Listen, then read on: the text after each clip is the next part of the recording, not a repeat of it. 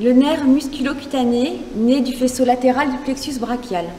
À son origine, il est situé dans le creux axillaire, situé en latéral du nerf médian et de l'artère axillaire, en médial du muscle coracobrachial et en avant du muscle sous-scapulaire. Il va ensuite cheminer à l'intérieur du muscle coracobrachial, puis va être situé entre le muscle biceps brachial en avant et le muscle brachial en arrière. Il est situé dans les plans sous-cutanés, entre le tendon du biceps brachial et la veine céphalique. Il prend le nom alors de nerf cutané latéral de l'avant-bras et il va se diviser en deux branches, une ventrale et une dorsale, qui va donner l'innervation sensitive de la partie latérale de l'avant-bras.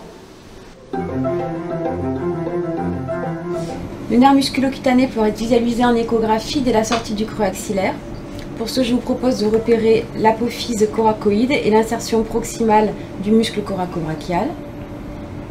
Le nerf musculocutané va être visualisé à la face profonde du muscle coracobrachial qu'il va pénétrer. Et nous allons pouvoir le suivre sur l'ensemble de son trajet.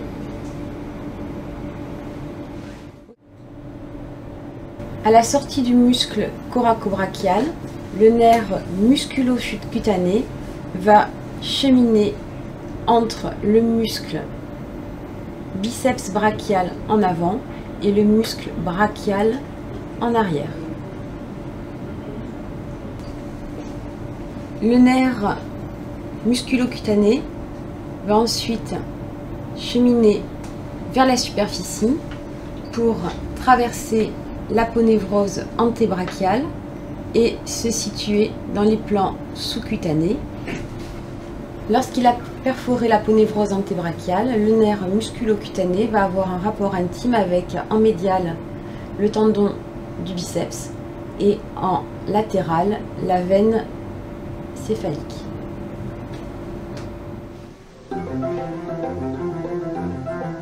Le nerf musculocutané est le plus souvent atteint lors de sa traversée du muscle coracobrachial, mais également à la traversée de l'aponévrose antébrachiale lorsqu'il devient superficiel. Ici, un exemple d'un patient à 3 mois d'un accident de la voie publique qui présente un déficit de flexion du bras. L'échographie permet d'identifier une hypertrophie du nerf musculocutané associée à une amyotrophie marquée du biceps brachial.